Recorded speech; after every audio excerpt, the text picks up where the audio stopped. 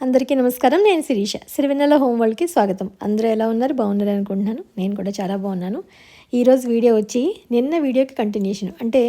నేను పూజా వీడియో మొత్తం ఒకటే వీడియోలో షేర్ చేయలేక చిన్నగా మీకు కూడా చూడడానికి సింపుల్గా ఉంటుందని చెప్పని చిన్న బిట్లు నేను ఎలా పూజకి అరేంజ్మెంట్స్ అవి చేసుకున్నాను అన్నది ఈరోజు వీడియోలో షేర్ చేస్తాను. నేను ఎలాంటి మడి చీర కట్టుకుంటాము, మేము ఏ రకంగా కట్టుకుంటాము, అమ్మవారిని ఈసారి ఎలా పెట్టాను, ఎలా అలంకరణ చేస్తున్నాను, పూజ గదిలో మామూలుగా శుక్రవారం అంటేనే పూజ గదిలో ఒక రకంగా పూజ చేసుకుని మీకు షేర్ చేస్తూ ఉంటాను.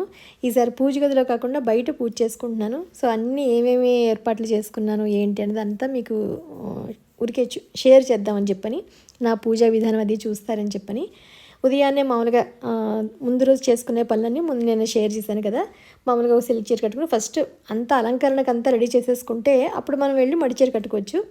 మేమేంటంటే మామూలుగా ప్రత్యేకించి ఇలాంటి పూజలు ఏమైనా ఉంటే చిన్నప్పుడు అయితే మా అమ్మగారు ఎప్పుడు మడిబట్టలు ఆరేసేవారు. తర్వాత ఏంటంటే అన్నం తినకుండా ఉండే పట్టు చీరలు ఏమైనా ఉంటే కట్టుకోవచ్చు. మనం పెట్టికోట్ లేకుండా ఓన్లీ మడి చీర కింద కట్టుకునేలాగా ఉంటే కట్టుకోవచ్చు అనమాట.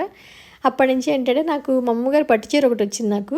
అప్పటి నుంచి అది నాకు ఏంటంటే చాలా ఒక మంచి ఎమోషన్గా ఉంటుంది. అమ్మమ్మ దగ్గరుండి మా అమ్మగారికి నేర్పినవి, మాకు కూడా పూజలు అవి అమ్మమ్మ దగ్గర నుంచే వచ్చాయి కాబట్టి అమ్మమ్మ పట్టు చీర కట్టుకుంటే అదొక సంతోషంగా ఉంటుందని చెప్పి నేను ప్రత్యేకించి పూజకి మాత్రం ఇంక అదే పెట్టుకుంటూ వస్తున్నాను, ఒక పట్టు చీర.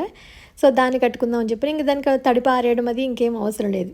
ఎందుకంటే పట్టు చీరకి ఫాల్ ఉండదు, ప్లస్ అది పెట్టికోట్ లేకుండా కట్టుకుంటాం కాబట్టి పర్వాలేదు. ఉంటే ప్రత్యేకించి కొంతమంది ఏంటంటే మడి చీర ఆరేసుకుని మరీ కట్టుకుంటూ ఉంటారు. మా చిన్నప్పుడు ఎప్పుడు పూజలైనా కూడా మడిబట్టలు ఎప్పుడు ఉండేవి మాకు. ఏదో ఒక డ్రెస్సో ఏదో ఒకటి, వినాయక చవితి ఇలా వరలక్ష్మి వ్రతం కానీ ప్రత్యేకించి పూజలు ఉన్నప్పుడల్లా మడిబట్టలు మా అమ్మగారు ఆరేసి పెట్టేవారు. అవి బాగా గుర్తు. బట్ ఇప్పుడైతే ఇలా చేసుకుంటున్నాను. ఇంక నేను ప్రత్యేకించి మడిబట్టలు అవి కాకుండా పట్టు చీర ఉంటే అన్నం తినకుండా ఉన్నది వాటితో ఉన్నది కట్టుకుంటున్నాను. ముందు పూజ గదిలో పూజ చేసేసుకున్నాక అప్పుడు మనం బయటకు వచ్చి చేసుకుందాం. ఎందుకంటే పూజ గదిలో పెట్టుకోవట్లేదు, బయట పెట్టుకుంటాను. ఎప్పుడు బయటే పెట్టుకుంటాను కదా. బట్ ఈసారి ఎటువంటి హంగులు ఆర్భాటాలు లేకుండా చాలా ప్రశాంతమైన పూజ చేసుకున్నట్టు అనిపించింది. దానికి ఏంటో చాలా హడావుడైనట్టుగా ఉంది. ఎందుకంటే మనం చాలా సర్దుకోవాలి. ఒక ప్లేస్లో చేసుకుంటున్నామంటే అక్కడ ప్లేస్లో అంతా మనం అమ్మవారి బొమ్మ లాంటిది పెట్టుకున్నాం కదా, అవన్నీ తెచ్చుకోవాలి. వాటికి పూజ సామాన్లన్నీ తెచ్చుకోవాలి. మామూలుగా ఏదైతే పూజకు వినియోగించుకునే చెంబులు గ్లాసులు అవి ఉంటే అవి తెచ్చుకోవాలి. దాంతోపాటు పసుపు కుంకుమ ఇవన్నీ ఉంటాయి కదా, ఒత్తి చేసుకోవడానికి. అవి తోరాలు కట్టుకోవాలి. మనం 9 ముడులు వేసి తెల్లదారం తీసుకుని తోరాలు కట్టుకోవాలి. అది కొబ్బరికాయలకి పసుపులు రాసుకుని బొట్టు పెట్టుకోవాలి. గడపలకి అవన్నీ రాశాను కదా. కంటిన్యూషన్లో కానీ పనంతా ఒకటే రోజు అవుతుంది మనకి. ఆ టైం లోపల అయిపోవాలన్నప్పుడు హడావుడిగా మనం తిరుగుతూ ఉంటాం. అటు ఇటు అన్నీ పెట్టుకోవడం సర్దుకోవడం. బట్ పూజ గదిలో ఈ పంచదీపారాధన చేసుకునేసరికి ఎంతో ఆనందంగా అనిపించింది. బట్ ఫస్ట్ టైం, ఎందుకంటే మొన్నటి వరకు దాచుకున్న డబ్బులన్నీ నేను ఆల్రెడీ ఏమేమి ఖర్చు పెట్టాను మీకు తెలిసింది కదా. సో అయిపోయింది. ఈ శ్రావణ మాసం నుంచి ఈ శుక్రవారం నుంచి మళ్ళీ దాచుకోవడం మొదలుపెట్టాను అనమాట. 1000 రూపాయలతో స్టార్ట్ చేశాను. ఇంక లేదు, పెట్టుకోవాలి మంచిగా, ఏదైనా ఇంకోటి కొనుక్కోవాలనుకున్నప్పుడు నాకు ఉండాలి డబ్బులు అని చెప్పని మా వారిని 4 వారాలకి 4000 ముందు నాకు ఇచ్చేసేయండి అని చెప్పని తీసుకుని అవి వారం 1000 పెట్టుకుందాం అని చెప్పని డిసైడ్ అయినా. ఇంకో ఈ వారం కూడా మొదటి వారం, ఎందుకంటే శ్రావణ శుక్రవారం ముందు వరకు వచ్చినవన్నీ తీసుకుని వాడుకుంటాను కదా. శ్రావణ శుక్రవారం నుంచి మళ్ళీ పెట్టుకోవడం మొదలు పెడుతూ ఉంటాను. మీరు కూడా ఆల్రెడీ మొదలు పెట్టారని అనుకుంటున్నాను. ఎంతో కొంత 100 రూపాయల దగ్గర నుంచి ఎంతో కొంత పెట్టుకోవచ్చు. అట్లీస్ట్ 1 గ్రామ్ బంగారమైనా మనం కొనుక్కుంటాం కదా. ఒకటేసారి మనం అడిగి వాళ్ళు లేదు అనిపించుకోకుండా మనం చిన్నగా దాచుకునేవి, మన పోపుల డబ్బులో ఎక్కడో ఒకటి ఆడవాళ్ళు దాచుకోవాలనుకుంటే చాలా ప్రయత్నాలు ఉంటాయి. మంచి పని కోసమేగా దాచేది. మన పిల్లలు ఉంటే వాళ్ళకి ఉపయోగపడుతుందని, లేకపోతే మనకే ఎప్పుడో ఒక 5-6 ఏళ్ళకి ఏదైనా ఒక చిన్నది చేయించుకోవాలనుకున్నప్పుడు ఉపయోగపడుతుంది. లేదా ఆ డబ్బులతో ఇంకేదైనా కొనుక్కోవచ్చు. కొంతమంది పూజకి ఏదైనా బాగా కొనుక్కోవాలనుకున్న వాళ్ళు కొనుక్కోవచ్చు. ఇంకే రకంగానే ఉపయోగపడలేకపోతే వెండి వస్తువులు కొనుక్కోవచ్చు, ఏదైనా చేసుకోవచ్చు.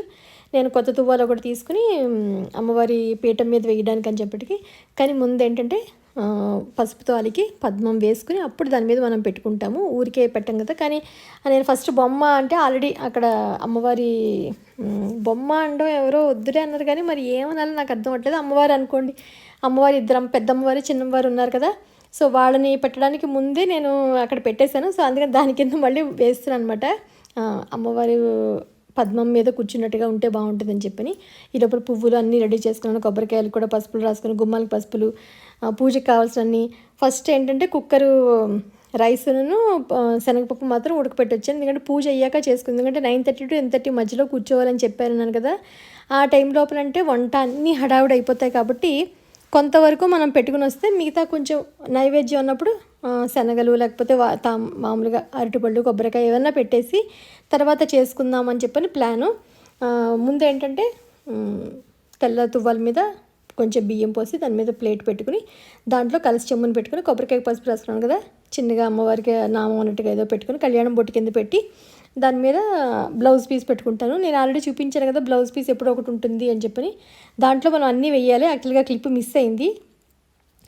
కలసి చెంబులో కొంచెం పసుపు కుంకుమ గంధము అక్షంతులు పువ్వు రూపాయి కాయిన్ అన్నీ వేస్తాం మనం. వేసి అప్పుడు మామిడి పంచబెల్లం ఉంటాం కదా మనం అదే మామిడి తోరణం కానీ తమలపాకలు కానీ ఏమైనా పెట్టుకుని దాంట్లో అప్పుడు కలిసి కొబ్బరికాయలు పెట్టుకుంటాం. ఇగో నా మడి చీరతో నేను రెడీ అయిపోయాను. చాలామంది అయితే చక్కగా పట్టు చీర కట్టుకుని చేసుకుంటారు, కానీ మా ఇంటి ప్రకారం అయితే ఇలా మడి చీర కట్టుకుని చేసుకుంటాము. ఏదో నార్మల్గా ఏదో మ్యాచింగ్ లేని బ్లౌజు ముడి ఒక మామూలుగా ఉన్నట్టుగా ఉంటుంది వాతావరణం అంతాను. చెప్పానుగా ఎటువంటి హంగులు ఏమీ ఉండదు, రెడీ అయిపోవడాలు ఏమి ఉండదు. ఏమైనా రెడీ అవ్వాలనుకుంటే మాత్రం అమ్మవారి దగ్గర పెట్టుకుని చీరది ఉంటే అది సాయంత్రం కట్టుకుని అప్పుడు రెడీ అవుతాం. అంతవరకు మడి చీరలోనే ఉంటుంది. మళ్ళీ ఆ గోచి ఊడుతూ ఉంటుంది, పెట్టుకుంటూ ఉండడం ఇదే పని అవుతూ ఉంటుంది. పిన్ పెట్టేసుకుంటే తప్ప సెక్యూర్గా ఉండదు.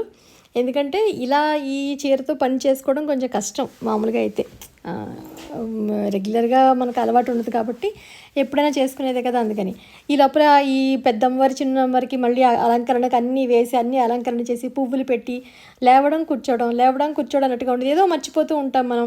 మళ్ళీ లేవడం మళ్ళీ తెచ్చుకోవడం, వంటింట్లోకి వెళ్ళి ఒత్తి పత్తి చేసుకోవాలి, యజ్ఞోపీతం చేసుకోవాలి, తోరాలకు పూలన్నీ పసుపు రాసుకుని అన్ని ముడులు వేసుకుని కట్టుకోవాలి.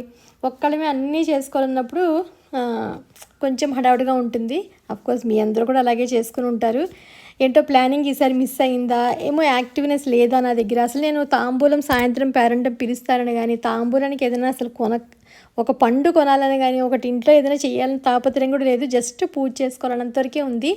ఎవరినైనా పిలుస్తానని కూడా నేను అసలు మధ్యాహ్నం పూజ ఎందుకు కూడా అనుకోలేదు. ఇంకా మరీ ఎవరిని పిలుచుకోకుండా ఎప్పుడూ లేనిది కదా ఎందుకు తప్పాలి అని చెప్పని మా ఇంటి ఎదురుకున్న వాళ్ళని పక్క వాళ్ళని అంతే ఒక ముగ్గురిని మాత్రం పిలిచాను. చెప్పానుగా ఆల్రెడీ ఇంట్లో పనులు అవుతున్నాయి కాబట్టి ఇంకా అసలు అవి కూడా ఏవో ఒకటి ఉంటాయిలే ఇంట్లో. పసుపు కుంకుమ ఎలాగో ఉంటాయి, తాంబూలం అంటే తమలపాకులు ఉంటాయి, ఏవో ఒక పళ్ళు ఉంటాయి కదా పూజ కోసం కొనవే ఉన్నాను, అవైనా పెట్టేయచ్చులే. శనగలు ఆల్రెడీ నానబోసాను, అవైనా ఉంటాయి అంతే తప్ప వీటి కోసం అంటే ఎప్పుడు ప్లానింగ్ చేసుకుంటాను ఏం కొనాలి ఏమి ఇవ్వాలి వీళ్ళకని. ఈసారి వితౌట్ ప్లానింగ్ ఏమీ లేకుండా చేసుకున్నాను. ఏమో వచ్చే సంవత్సరానికి ఎలా చేసుకుంటారో మంచిగా చేసుకోవాలని అందరికీ అనిపిస్తుంది. చక్కగా అందరికీ మంచిగా ఇవ్వాలి, ఏదైనా పెట్టుకోవాలి ఉండడం తప్పు కాదు. అదేమీను ఏదో రిటర్న్ గిఫ్ట్స్ అంటున్నారు కానీ అది పెట్టుకునే తత్వం ఏమో అని అనిపిస్తుంది నాకు. ఎందుకంటే ఇవ్వక్కర్లేదు అనుకుంటే హ్యాపీయే కదా, బట్ ఇవ్వాలి అనుకుంటేనే ఆలోచించేసి మనం ఇచ్చుకోవడం అవుతుంది. మొత్తానికైతే దీపారాధన చేసుకుని పైన పువ్వులు పెద్దమ్మవారికి చిన్నవారికి పూలు పెట్టడం మర్చిపోయాను. మళ్ళీ ఆ 2 పూలు పెట్టి పసుపు గణపతిని చేసుకోవాలి. మనం ఏ పూజ చేసినా ముందు పసుపు గణపతిని చేసుకుని ఆయనకి పూజించిన తర్వాతే అప్పుడు ఆయనకి బెల్లముకో అరటిపండు కొబ్బరికాయ ఏదైనా నైవేద్యం పెట్టి ఆయన పూజ అయిన తర్వాత అప్పుడు మనం వరలక్ష్మీదేవి వస్తాం, మనం అప్పుడు చేసుకుంటాం అనమాట. నేను అలాగే పసుపు గణపతిని చేసేసుకుని ముందే మనం అంతా చక్కగా చేతి నిండా గాజులు వేసుకోవడము, అలాగే కాళ్ళకి పసుపు రాసుకోవడము, తల్లో చిన్న పువ్వు పెట్టుకోవడము. యాక్చువల్గా ముడి పెట్టుకుంటాము, జుట్టు వదులుకోకూడదు అంటారు.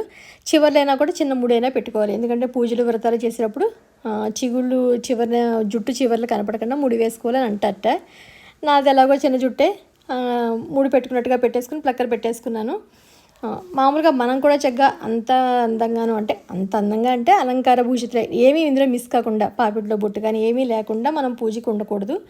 చేతి నిండా గాజులు అన్నీ యథావిధిగా చేసుకుని మనం కూడా చక్కగా రెడీ అయ్యి కూర్చుని అమ్మవారిని మంచిగా పూజ చేసుకుంటే మంచిది. ఇప్పటివరకు అయితే ఇలా చేసుకున్నాను. ఏంటో దీపాలు పెట్టేసరికి ఒక్కసారిగా కాంతి వచ్చినట్టు, దీపకాంతిలో అమ్మవారు ఎంతో అలా మెరిసిపోతున్నట్టు నాకైతే భలే అనిపించింది. డివైన్ ఫీలింగ్లా అనిపించింది. అందులో చక్కగా వెండి అమ్మవారి దగ్గర పైన 2 బొమ్మలు, అదే పెద్దమ్మవారు చిన్నమ్మవారు అన్నీ ఏదో కళగా అనిపించే ఒక్కసారిగాను. ప్రశాంతంగా పూజ చేసుకోవాలి. ముందు కుంకుమ పూజ చేసుకుందాం అనుకున్నాను కానీ తర్వాత పువ్వులతో చేసుకున్నాను. అవి ఏం చేసుకున్నాను ఏంటి అనేది కూడా మీకు ఇంకా వీడియో ఉంటుంది. ఒకటేసారి వీడియో పోస్ట్ చేయలేక చిన్న బిట్స్ కింద పోస్ట్ చేస్తున్నాను. మీకు కూడా ఒకటి తర్వాత ఒకటి చూస్తారు చిన్నగా అని చెప్పని. ఇవన్నీ చేసుకునేసరికి మ్యాక్సిమం నాకు ఆ రోజు లేట్ అయ్యింది. 10:30 11 అయ్యేసరికి ఇంచుమించు 11:30 అయింది పూజ అయ్యేసరికి. ఆ పైన 12:30 దాకా పిండి వంటలు అవి చేసుకుని మళ్ళీ ఒంటి గంట కల్లా పూజ అంతా 1:15 ఇంచుమించు అలా పూజ అయింది. సో అంత టైం పట్టిందనమాట. ఏమీ తినకుండా తాగకుండా చేసినసరికి చాలా నీరసం వచ్చినట్టయింది. మిగతా కంటిన్యూషన్ వీడియో మీకు రేపటి వీడియోలో షేర్ చేస్తాను. అంతవరకు బాయ్. రేపు మిగతా వీడియో చూడొచ్చు.